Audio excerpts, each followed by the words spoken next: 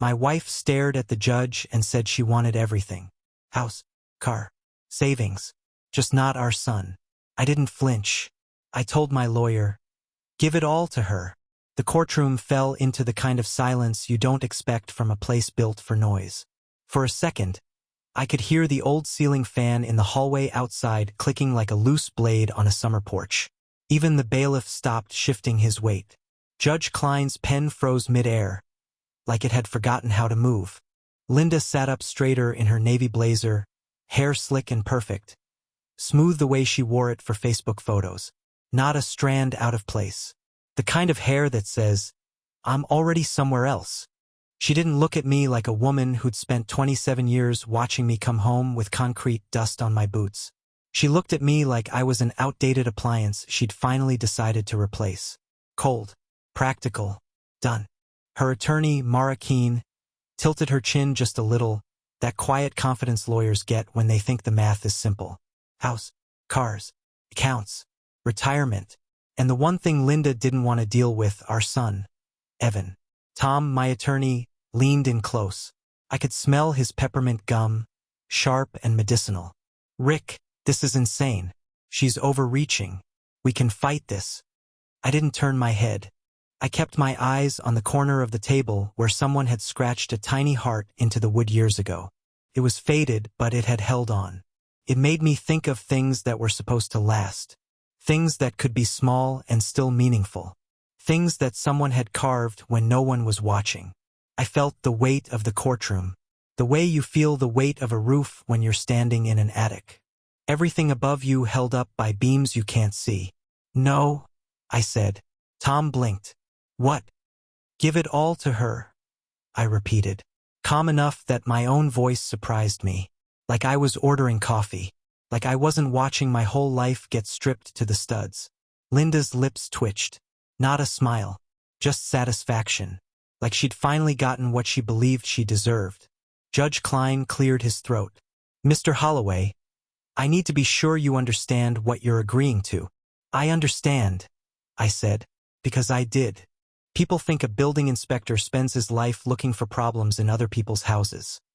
Rotten joists, cracked foundations, mold crawling along basement walls like a quiet confession. But the truth is, after 30 years in the job, you can't turn that eye off. You walk into your own kitchen and notice the floor dips near the fridge. You see the hairline crack along the drywall and tell yourself it's nothing. Just settling. That's what I did with my marriage.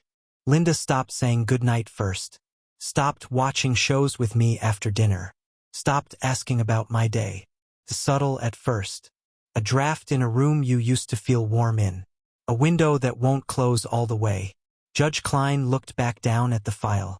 And you are also agreeing that your wife will retain the marital residence at 2148, Wrenwood Drive, the vehicles, and the bulk of the joint assets.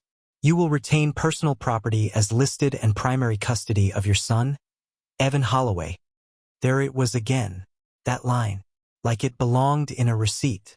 Evan was 19. Technically, the court didn't need to decide custody, but Linda had made her position clear anyway. Right there on the record. Like she couldn't help herself. Everything except the son. That line didn't just land in the courtroom. It landed in my chest. Evan wasn't a couch you could haul out and replace when it didn't match your new look. He wasn't a box you could drop at Goodwill because you were chasing a different life. But Linda had already decided he didn't fit the picture she wanted to post. Judge Klein's gaze softened for half a second. Behind the robe, I saw a man who knew what loss looked like. Mr. Holloway, he said, slower now. Is anyone pressuring you into this agreement? I looked at Linda for the first time that morning. Her eyes were dry, steady, beautiful in the way she always was, even when she was being cruel. No, Your Honor, I said. No one's pressuring me. The clerk slid the papers across the table. The pen I picked up felt heavier than it should have. Not because it was hard to write my name, but because of everything that name had meant. Years of building something, fixing things, paying bills on time, trying to do right by my family. Linda watched my hand move like she was watching money transfer between accounts. When I finished, I set the pen down gently, like it could break if I dropped it. The hearing wasn't the end. Not really. It was a door closing. But I'd already walked through it in my head months ago. Because this didn't start in that courtroom. Started 8 months earlier. 2:07 in the morning. With the blue glow of Linda's phone lighting up our kitchen like a police siren. Back then, I still slept in the same bed as her. Still believed that our life, plain, steady Ohio normal, was solid enough to last. I'd gotten up for water. It wasn't dramatic.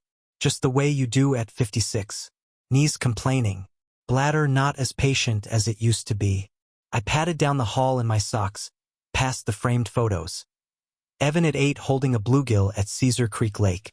Linda and me at a Dayton Dragons game, sunburned and smiling. The kind of photos that make you think you know someone. The kitchen was dark except for that phone light. Linda was at the table, hunched over, thumbs moving fast. She didn't hear me at first. The air smelled faintly like her face cream, lavender, expensive. Something she started buying after she found herself on Facebook groups full of women talking about reinvention. I stopped in the hallway, not trying to spy, just pausing because the way she held herself looked secretive. Tight, like she was trying to keep something from spilling. The message on the screen wasn't hard to read from where I stood. Big white letters on a black background. Can't wait to have my own play stage. You're going to look unstoppable. Then another one. Once you're free, you won't have to drag dead weight around anymore. Dead weight. My throat went dry. My heart did that stupid thing where it tries to punch its way out of your ribs. Linda smiled at the screen. Not a polite smile. A real one. The kind I hadn't seen aimed at me in a long, long time. I backed up without making a sound. Turned. Walked back down the hall like my legs belonged to someone else. In the bathroom, I stared at myself in the mirror. I looked like what I was, an older guy with crow's feet, graying at the temples. Shoulders still broad from a lifetime of carrying ladders and tool bags, but with a tiredness around the eyes you can't scrub off. I went back to bed. Lay there in the dark. 20 minutes later, Linda slipped in beside me, phone face down like she'd just gotten water too. She smelled like lavender and lies. The next day, I didn't confront her. That might sound weak. Maybe it was. But I've been in enough houses to know what happens when you point out a crack too soon. People panic. They start arguing, blaming, patching with cheap filler. They paint over the stain. Pretend it's not there.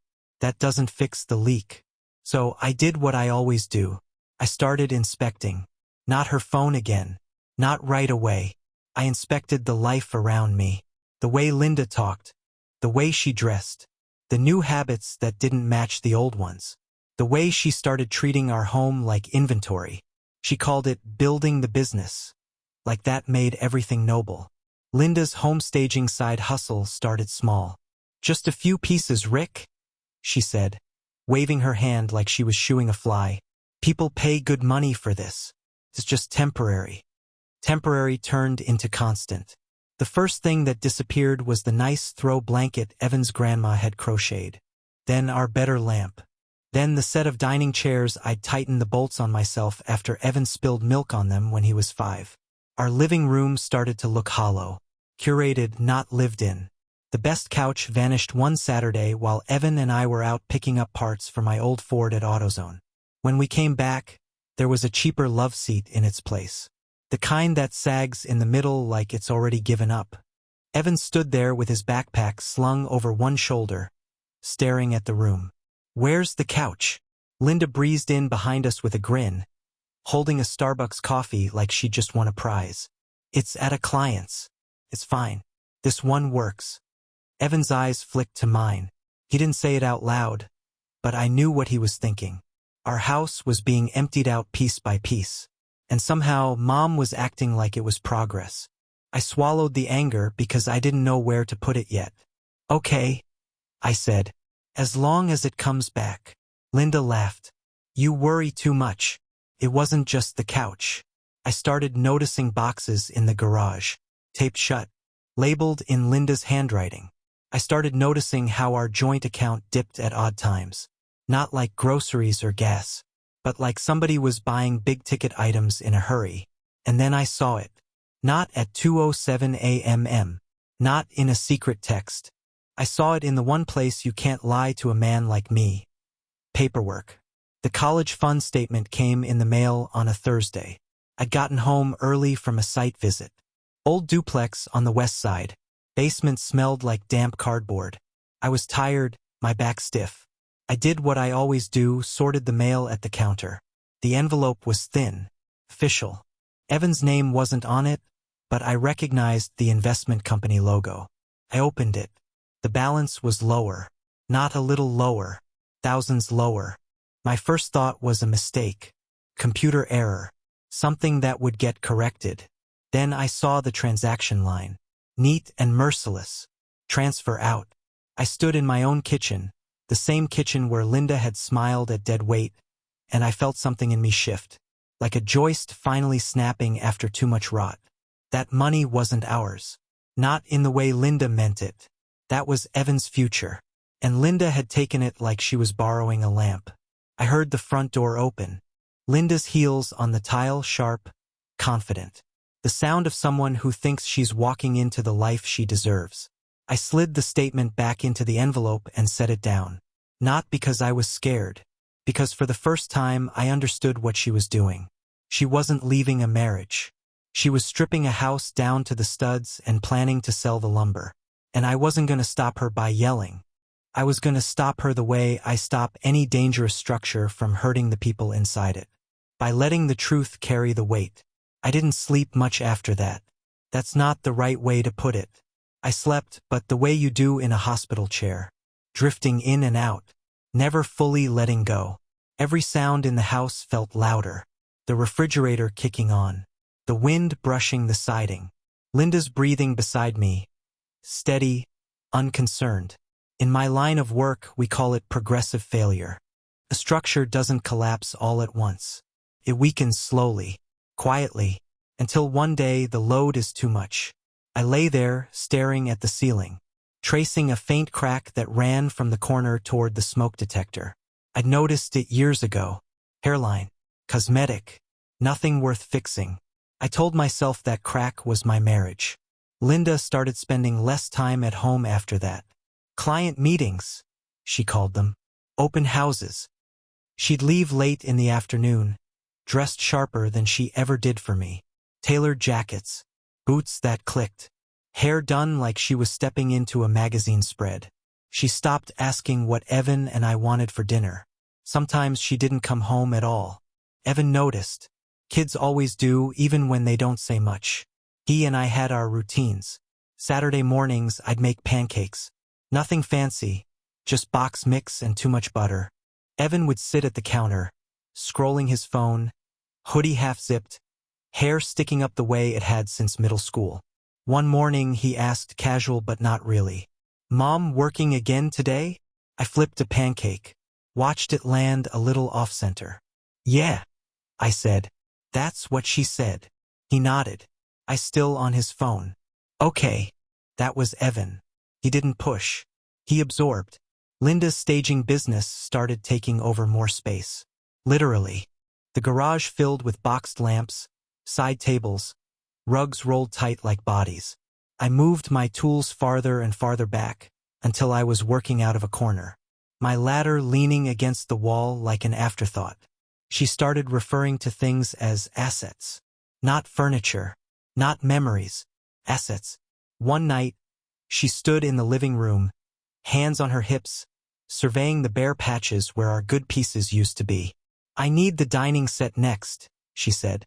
I looked up from tightening a loose hinge on one of the cheap cabinets she'd brought in. "That table we eat on?" She sighed like I was a child.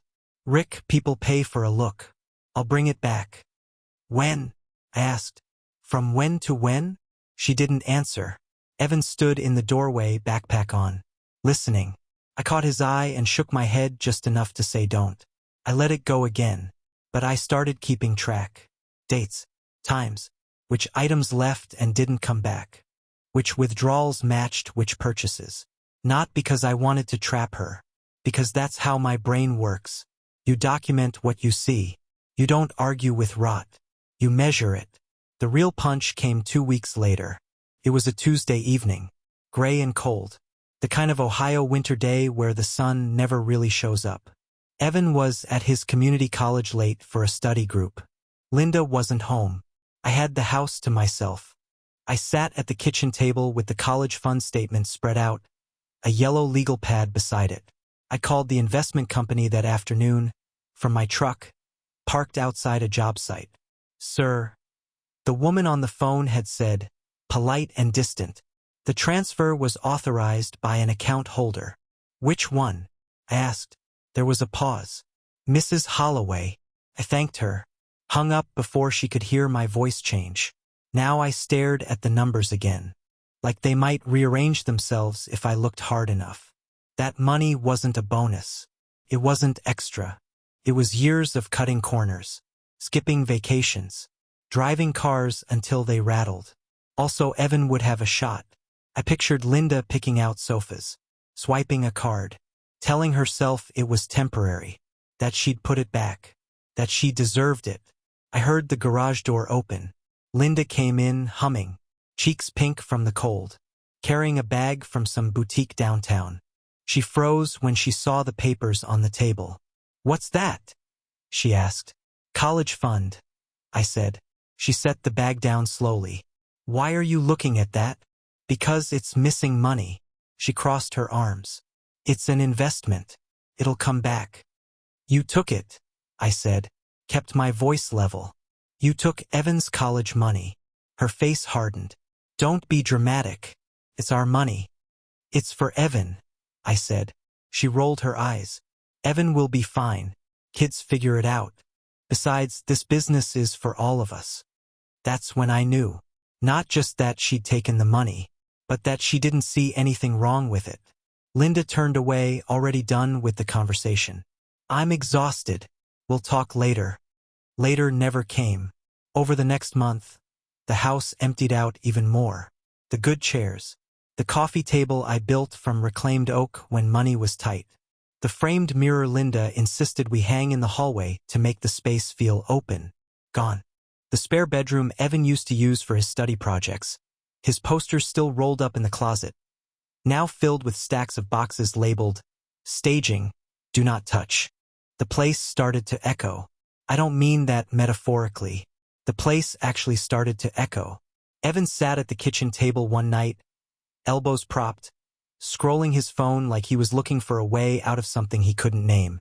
"Dad," he said, quiet, "are we moving?"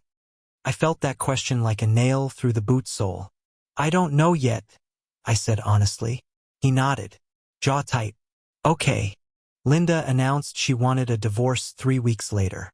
She stood in the kitchen, same space we'd stood in for Christmas mornings, birthday breakfasts, quick kisses before work. She had a coffee mug in one hand and a folded piece of paper in the other. "I'm not happy," she said. "I want more out of life, and I'm not going to apologize for that." She said it like she was reciting lines from a podcast, like it was self-care, like she was owed something the rest of us had stolen from her.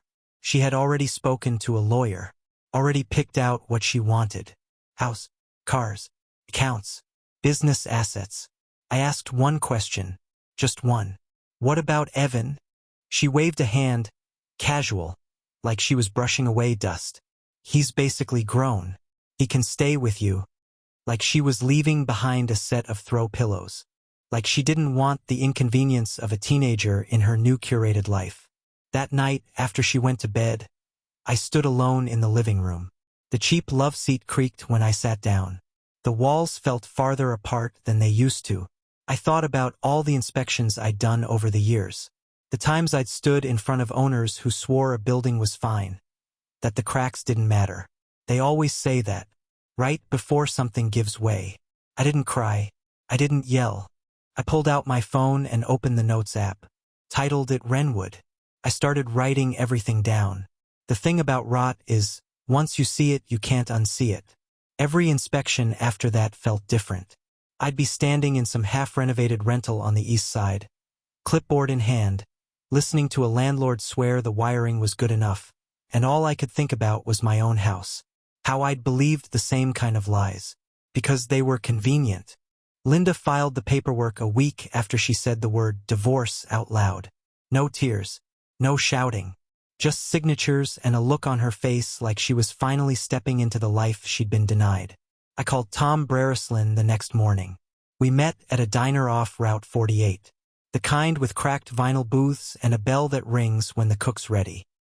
I laid it out the way I lay out a violation report. Facts first.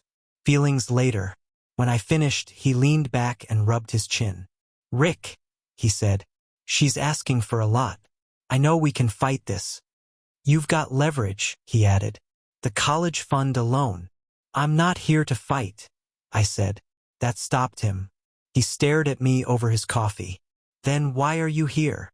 "Because I need to know how a building falls without taking the wrong people down with it." He blinked. Looked at me differently after that. I told him about Evan. About the withdrawals. About the way Linda was moving things, signing things, treating the marriage like a storage unit she was clearing out. Tom sighed. "If you push back hard now, she'll dig in. Motions. Delays. Fees. She'll bleed you dry before you ever see a courtroom." I nodded. That lined up with what my gut had been telling me. "And if I don't?" I asked. Tom hesitated. "Then you might lose everything." I looked down at my hands.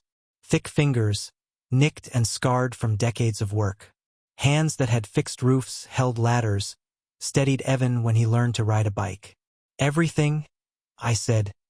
"Isn't everything." Tom watched me for a long second. "You're planning something." "I'm planning not to hold up a bad structure anymore," I said. "I just need to know how not to get crushed under it." That earned a slow nod. "Okay," Tom said. "Then we go quiet. No accusations. No theatrics. We document. We wait. Waiting is harder than fighting." Linda took my silence as surrender. I could see it in the way she talked to me. Short. Dismissive. Already moving on. She started spending more time downtown. Posting photos of projects and transformations. People commented with fire emojis and words like boss and unstoppable. She liked those comments. Meanwhile, I started doing what I do best. I documented. I took photos of the garage when she wasn't home. The stacks of furniture. Lamps still tagged from suppliers. I noted serial numbers like I note appliance models in failed inspections. I pulled bank statements. Highlighted patterns. Transfers that lined up with purchases. Payments made from accounts that were supposed to be untouched. I didn't snoop. I didn't hack. I didn't break locks or passwords. Everything I saw was either mailed to the house or tied to accounts my name was still legally on. And then there was the storage unit. I noticed the charge one evening while balancing the checkbook. Something Linda hadn't bothered doing in years. Monthly fee. Not cheap. When I asked her about it, she barely looked up from her phone. "It's for overflow." "Overflow of what?" "Inventory," she said, like it should have been obvious. "Rick, you don't need to know every detail." She was right. I didn't need details. I needed location. A quick search confirmed what I suspected. The unit was in an industrial strip, not zoned for commercial storage the way she was using it. Fire codes. Liability issues. The kind of thing that doesn't matter until it suddenly does. I didn't report it. That part matters. I didn't call it in. Didn't flag it as an inspector. Didn't bend a single rule. I just wrote it down. Letting someone keep building on bad ground isn't the same as pushing the building over. Evan caught me one night at the table. Legal pad open. Paper spread out. "You okay?" he asked. "Yeah," I said. He hesitated, then sat across from me. "Mom says you're letting her take the house." I met his eyes. "Is that what she said?" He nodded. "She said you don't want to fight." I chose my words carefully. "I'm choosing what matters." He looked at the table, then back at me. "That's me, right?" I reached across, squeezed his hand. "Always." Linda filed for an expedited settlement. She wanted it fast. Clean. She wanted to be done with the past before it could complicate her future. Her lawyer sent over drafts that read like a shopping list. House, cars, accounts, business interest. I didn't argue. I didn't negotiate. I agreed to almost everything, with two conditions. Custody of Evan. and time to review the paperwork carefully. Marla Keene called Tom, irritated. Your client is being uncooperative. Tom smiled when he told me. She's impatient, he said. That's good for us. I spent nights going over documents under a cheap desk lamp, the kind that hums faintly. I read every line the way I read blueprints, looking for load-bearing language, ownership, responsibility, assumption of debt. Linda was so focused on what she was getting, she didn't ask what came with it. I felt fear, don't get me wrong. There were moments I wondered if I was wrong. If I was about to lose the house I'd fixed up room by room, the neighborhood I knew, the life I understood. But every time doubt crept in, I pictured Evan at the kitchen table, asking if we were moving, and I pictured Linda's voice, everything except the sun. That's when my resolve hardened. I wasn't preparing for court. I was preparing for what came after. By the time the paperwork reached its final draft, our house didn't feel like a house anymore. Felt like a showroom, clean on the surface, empty underneath. Linda walked through it like a buyer, not a wife. She talked on her phone while pacing the living room, heels clicking on the hardwood. I'd refinished myself one summer in August heat. Yes, I'll have the house by summer, she said one afternoon, loud enough for me to hear from the garage. Rick's folding. He doesn't have the stomach for a fight. I stood by the workbench, pretending to sort nails. Each word landed like a hammer, not because they hurt, but because they confirmed everything I'd already measured. She thought strength meant noise. She didn't understand inspections. I started packing my things. Not furniture, she wanted that. I packed what had my hands on it. My tool belt, the hammer with the chipped handle, the level I'd used in 100 Montgomery County homes, the heavy-duty drill Evan once called the loud one when he was little. I wrapped them the way you do when you're leaving a job site for the last time. Evan hovered in the doorway, trying not to get in the way. You taking all that with us? Yeah, I said. I'll need it. For what? For starting over. He nodded, didn't smile, but he didn't look scared either. That meant more to me than anything. The hardest room was the kitchen, not because of the cabinets or the appliances, because of the door frame. On the inside edge, in pencil and faded Sharpie, were the height marks I'd made for Evan. Every year, 8 years old, 10, 12, each one dated, each one a little celebration. I ran my thumb over the highest one, 17, the year he shot up like he was racing away from childhood. Linda walked in behind me, arms folded. You're not taking that, she said, half joking. I turned. No, I said. I'm not. She shrugged. Good. It's part of the house. I stared at the marks a second longer, then stepped back. Some things don't travel. They stay where they're made. That night, Evan and I ate pizza on paper plates. The good dishes were already gone. Linda was out again. I didn't ask where. Dad, Evan said, chewing slowly. Are you sure about this? I wiped my hands on a napkin. About what? Letting her take everything. I leaned back in the chair, listened to the refrigerator hum, the clock over the sink ticking, sounds I'd heard for decades. No, I said. I'm not sure, but I'm sure about you. He looked at me a long moment, then nodded. Okay, that was enough. The week before the final hearing, Linda barely spoke to me, unless it was about logistics, utilities, mail forwarding, which car would be hers. She acted like she was already gone, like the paperwork was just a formality.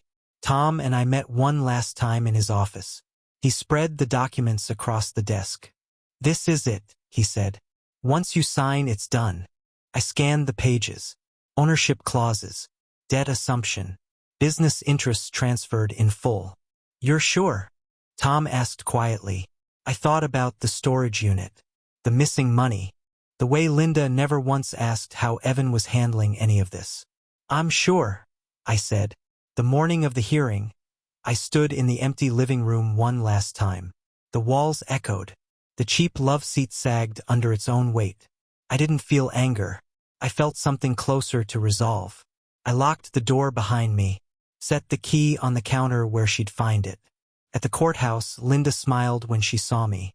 Not kindly, confidently. I took my seat beside Tom, folded my hands, waited. The courtroom smelled faintly of old paper and floor polish. The kind of smell that never really goes away, that lingers after every case, like the trace of people who used to believe in something. Judge Klein entered, robes swaying slightly. The bailiff called the room to order. Everyone stood, then sat. The sound of chairs scraping was louder than usual. Judge Klein adjusted his glasses, looked down at the file. We're here to finalize the dissolution of marriage between Richard Holloway and Linda Holloway. Linda sat up straighter. This was her moment. He read the terms aloud, his voice flat, practiced. A list of numbers and property lines. House on Wrenwood Drive to Linda. Vehicles to Linda. Financial accounts as outlined. Business interests retained solely by Linda. Personal property to be divided as listed. Each item slid away like a tool being set down. I didn't flinch. I'd already let go of these things in my head. And custody of the party's son, Evan Holloway, the judge continued, shall remain primarily with Mr. Holloway, as agreed. Linda's jaw tightened just for a second, then relaxed. She'd already dismissed Evan. She'd made that clear. Mr. Holloway, do you confirm your agreement to these terms? I do. And Mrs. Holloway? Yes, Linda said, crisp, confident. The clerk slid the documents across the table. First to me. The stack was thick. The pages warm from the copier. I picked up the pen. For a moment, my hand hovered. Not because I didn't know what I was doing. Because I did. I thought about the garage when Evan was little. Him sitting on an upside-down bucket, handing me screws like they were treasure. I thought about the door frame, the pencil marks. I thought about the glow of Linda's phone. The word dead weight. I signed. My name looked smaller on the page than I expected. I slid the papers back. Linda reached for them eagerly, flipped through to make sure everything was there. When she finished, she handed them to Mara with a satisfied little sigh. It was over, or so she thought. Judge Klein tapped the folder. Before I enter this into the record, is there anything further from either side? Linda leaned back, arms folded, smile forming. Mara started to shake her head. Tom stood. Your Honor, he said, we respectfully request that the court acknowledge the attached exhibits submitted with the settlement. Linda turned sharply. What exhibits? Mara frowned. What exhibits? The clerk handed Judge Klein a thin folder clipped to the back. Mara snatched her copy from the table, flipped it open. Her face changed. Not dramatically, just paused, like someone doing the math on a fire alarm they thought was just a drill. Linda whispered something. Mara flipped another page, then another. Her breathing changed. Mara stood abruptly. Her chair scraped across the floor. Your Honor, she said, voice tight. I need a moment. Linda grabbed her arm. What is it? Mara shook her off. Eyes on the pages. Her voice rose. This changes things. Judge Klein furrowed his brow. In what way? Mara looked at Linda, then the judge. Panic rising. Your Honor, the attached documents indicate significant undisclosed liabilities tied to the business assets my client has just accepted in full. Linda's smile cracked. What are you talking about? Mara turned. Linda, these reports, these transfers, these obligations, they're yours now. All of them. Linda stood. Rick, what did you do?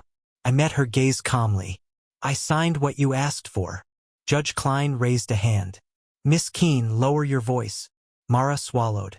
Your Honor, with respect, this settlement includes acknowledgement of financial exhibits detailing tax exposure, outstanding obligations, and compliance issues. Linda's face drained. That's ridiculous, she hissed. You said everything was clean. Mara stared at her. I said what you showed me was clean. Judge Klein looked up. These documents indicate funds transferred from a protected educational account, he said slowly, and assets stored in locations not properly disclosed or permitted. Linda's mouth opened, then closed. That's not. Those were temporary, Rick knew. Did he authorize them? Judge Klein asked. She didn't answer. Your Honor, Mara said, voice strained. My client insisted on sole ownership. That includes full responsibility. Linda turned back to me, eyes wild now. You tricked me. I shook my head. No, I just stopped holding things together for you.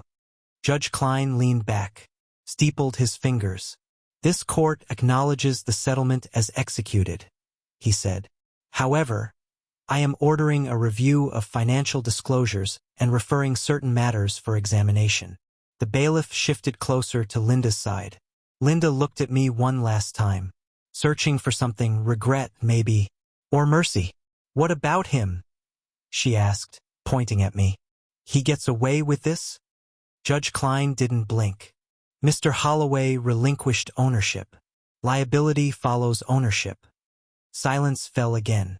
Deeper this time. I felt something loosen in my chest. Not triumph. Relief. The weight I'd been holding up for years had finally shifted. Judge Klein struck the gavel once. Court is adjourned. Outside, the cold hit my face.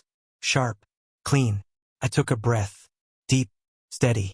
For the first time in a long time, the structure behind me wasn't mine to hold up. Evan and I moved into a small place. Beige walls. Thin carpet. Smelled like lemon cleaner and paint. Not a house. But it would be. One evening, we sat on the couch watching Storms on Channel 7. Evan said, "Funny how stuff builds up before it breaks." "Yeah," I said. "It always does." He looked at me. "You okay, Dad?" I thought about the pencil marks, the door frame, the bills I used to pay without thanks, the weight. "I am," I said, and I meant it. Linda got the house, but I kept the home. She got the business, but I kept my name. If the story sounds familiar, if you've ever held up something that was already falling, ask yourself what really matters. Ask yourself what's worth saving. Was I wrong? Or did I just stop pretending the rot wasn't there?